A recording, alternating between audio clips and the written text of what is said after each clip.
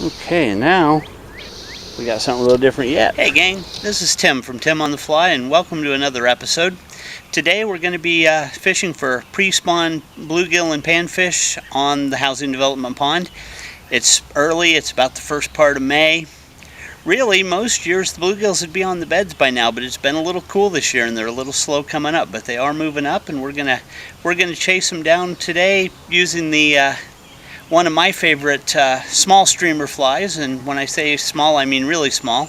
It's a fly I like to call the Microclouser. I thought about doing a tying video to go along with this, but there are a million different clouser videos out there. Just about everybody with a fly tying page has done a clouser minnow video, and I have two now that I think of it. I've got the Clouser, and I'll probably put a link to that at the end of this video so that you'll have that to reference.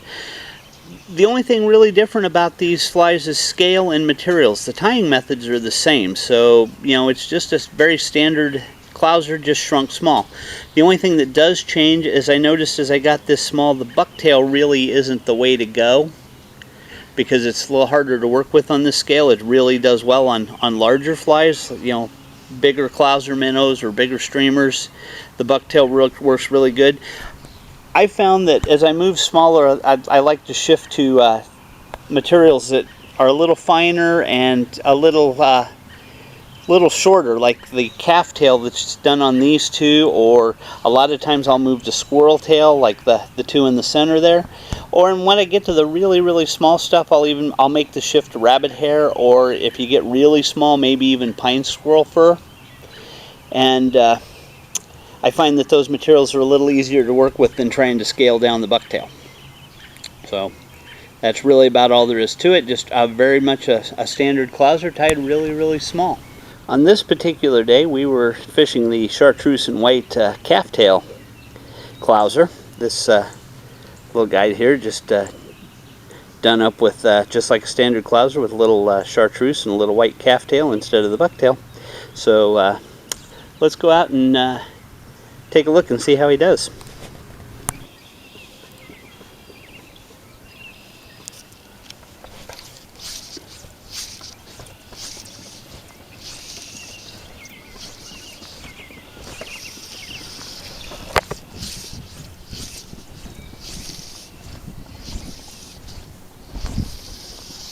We're just kind of firing that little bitty Clouser out there, just imitating the smallest possible fish we can.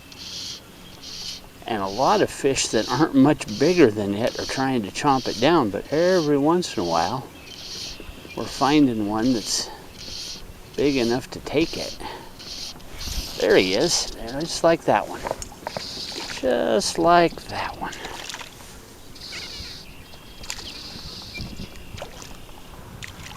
These guys aren't real big. The big guys don't seem to be in yet, but they are definitely in the respectable class.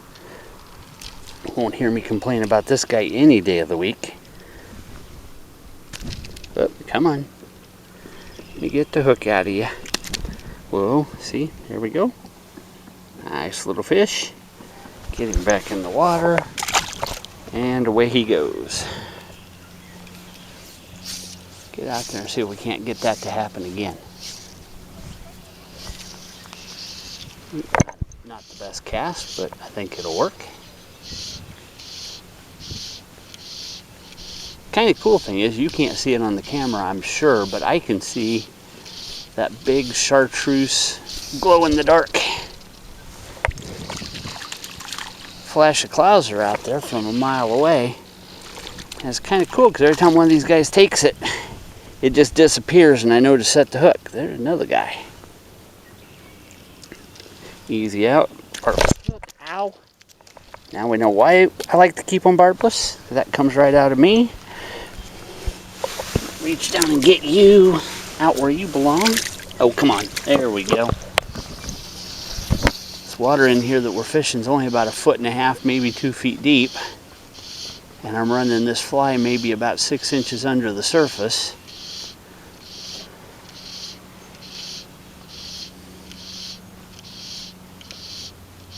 Oh,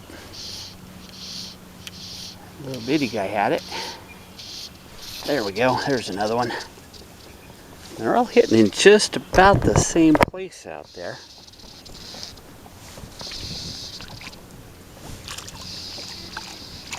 Had the camera folded up a little bit there, so I don't know if you got to see that strike or not, but you guys are almost carbon copies of each other, so we must be, and they seem to be jumping off the hook pretty easy. Seem to be pretty much carbon copies of each other. So I think what we've got is we've got our year class coming in to spawn. Getting ready to set up on the nests in here. It's about that time. Water temperature's about right.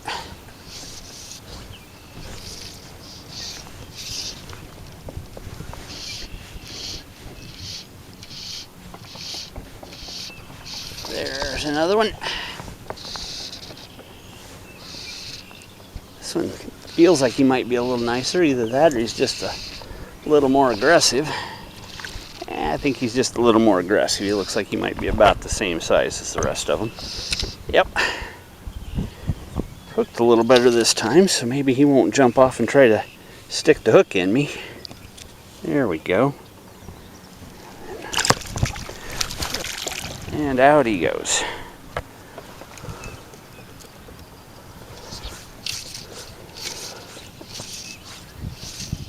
See if we can't get one more to bite this guy. Get out there. Most of them are hitting pretty short, but every once in a while I get one to hit way on out there, so I keep casting out there.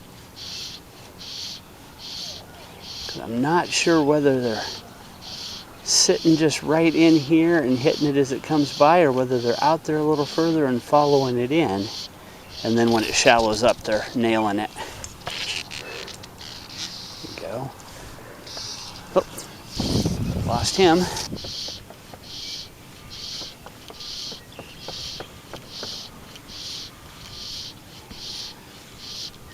And boom, there we go again.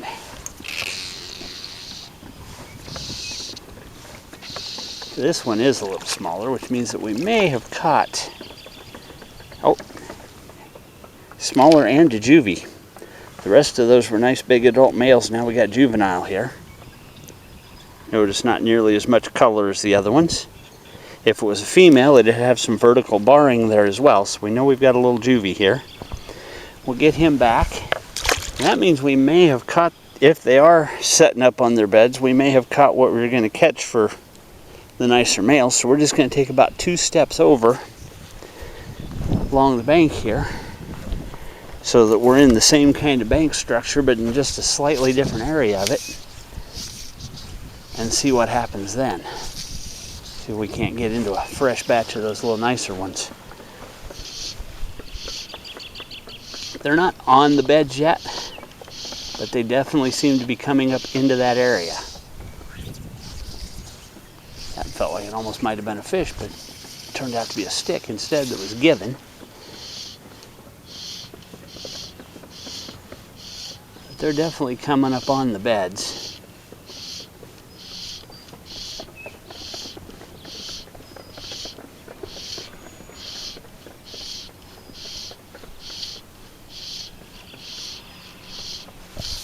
There we go.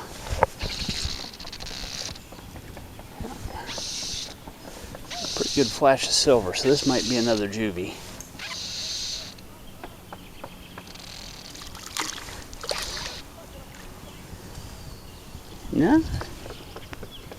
No, he just hasn't really started coming into his colors yet. He's starting to color up. Starting to get that orange breast. So he'll be a spawner probably a little later. He'll probably be a second wave spawner.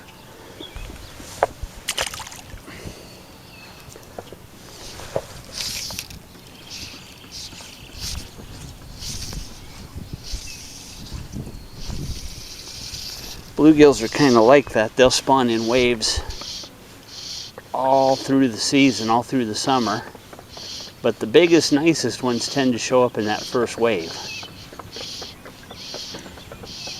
After that, it tends to be the smaller and smaller year classes.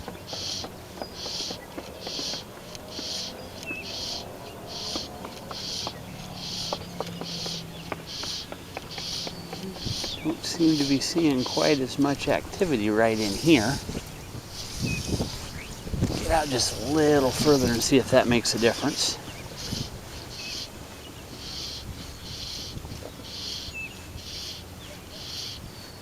As it does as we move along this. Oh, yep, there he is. Oh, that's a little tiny one out there, though. Well, maybe not. He's not big, but he's not as small as I thought he was. Oh yeah, he is. He's every bit as small as I thought he was. He just started to pull a little harder there for a second. Another little juvie.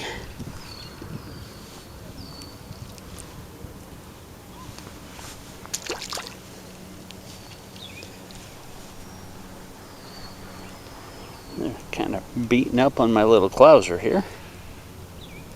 You see, not a very big guy at all. I think that's maybe about a size 12 hook, maybe even a 14. I don't know, but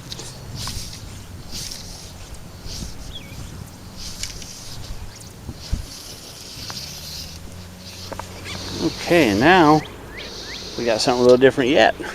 Today we got ourselves Crappie here, grabbing that same little baby Clouser. Although it's all covered with moss, so you can't tell, but there we go. There's Mr. Crappie. Tiny little guy, but still enough fun. Get him back into water. Bye, Mr. Crappie. Okay, we got ourselves a little largemouth here. You can get him landed. When I say little, I mean little, but he counts. So we'll add him to the species total on that little Microclouser he's got right down his throat there. We're going to get our forceps in here, get that out and get it liberated. And get him back out in the water where he can go do his thing. And I'll do these all the way down to size 16s, like these right here. And I really stop calling them Microclousers at about a size 8 or a size 6. This one right here is on a size 10 hook. Gives you kind of an idea. And they do a really good job of just covering that smaller part of the food chain between the bugs and the small fish. You can fish them either as fry in the spring of the year after a couple of different species have spawned. A lot of times you'll see fry clouds in the water, and everything in the lake or the pond or the river will be working on those clouds of fry. And this fly can do a really good job of that.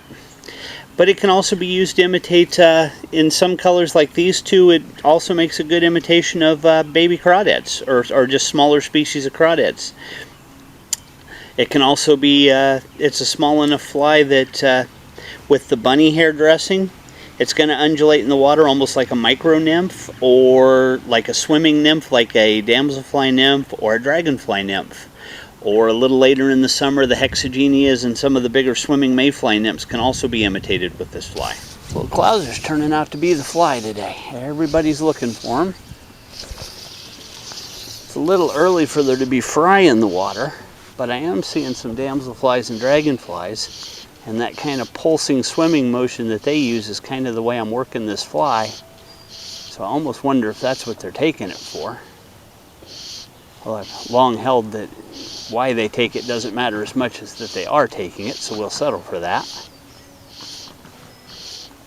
But it's always nice to understand when you can why what's happening is happening. It makes it easier to replicate it later on, or know when to expect it or when to expect it to stop, and you'll have to switch to something else.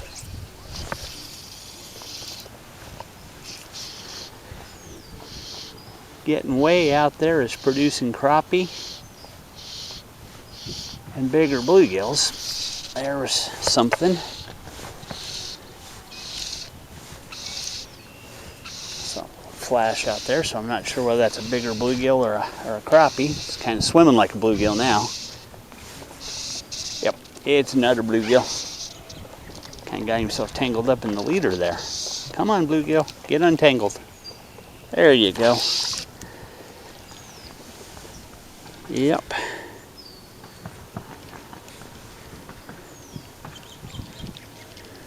Another one that got a little bit of orange there on the chest, which suggests that he might color up in time and be a second or third wave spawner this summer, but probably not going to be on the beds this spring, or at least not immediately this spring.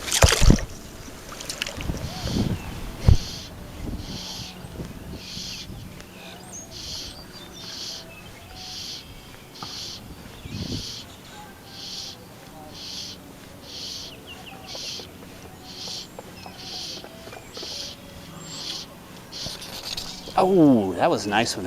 Saw a silver flash out there. That might have been another crappie.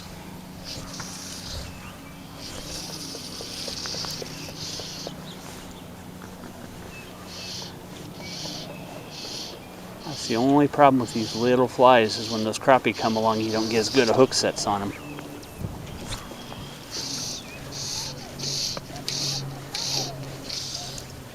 So you will lose a few crappie fish in the littler hooks. Hook size when it comes to panfish, bluegill, crappie, smaller bass, hook size kind of becomes a little bit of a guessing game. You want to kind of match as close as you can what they're actually eating as far as size goes, but too small a hook and you have trouble hook setting on everything because they've got those bony little mouths and you need some hook gap to get on them. Too big a hook gap and bluegill got tiny little mouths and can't necessarily wrap it all the way around the hook. They'll still be hitting the fly, but you won't be actually hooking up as often. But you got to have that bigger gap to consistently get good hookups on the crappie and the bass. So what you anticipate, or at least what you think you'll see the most of, becomes what you rig for. And today I kind of chose to go the bluegill route and just let the crappies and anything else be a bonus. Oh, there we got something. Oh yeah, another largie. Another largie. Jumping largemouth. This one's a little nicer than that other one. He's still not huge, but he's nicer than that other one was. We're definitely in the realm of the respectable. So that little Clouser will get hooked up on nicer fish, and nicer fish will definitely take the smaller fly. You just are going to lose a few now and then. See, he was just right there in that margin on the edge of the jaw where that hook would set in and stay nice. But good little bonus fish in amongst the bluegills. See if we can't keep the camera straight while we release him. There we go. That was better.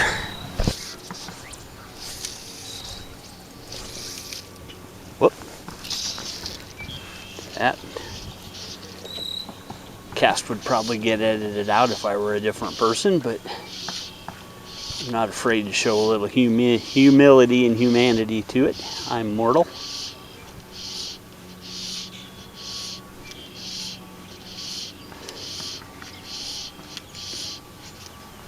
Not every cast can be perfect.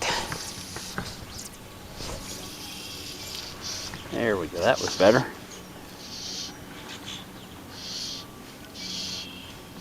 See if I get rewarded for better.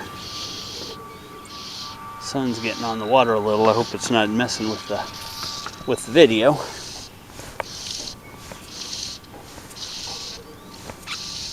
At some point in my life I'm going to have to get a camera upgrade that'll include a polarized lens so we don't have to worry about glare.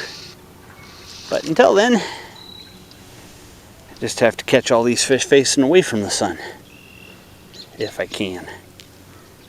Another little juvie. Looks like she'll be a female when she grows up, judging by the barring on her. Back in the water you go. Got that big old goose sitting out in there in the middle of the pond.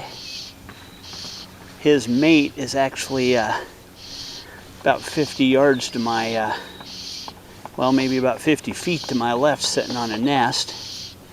Might see if we can get some footage of that as we go by on the way out. They don't really tolerate you getting too terribly close, and somebody in the housing development was nice enough to kind of fence it off so that you could you'd know she was there, and hopefully not as many kids and stuff to disturb her.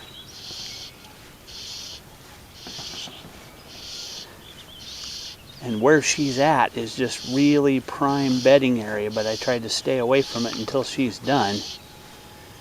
Once I see the goslings out on the water here in another week or two, so I won't feel as bad kind of horning in on her nesting area, because she'll feel a little more secure with getting the kids away.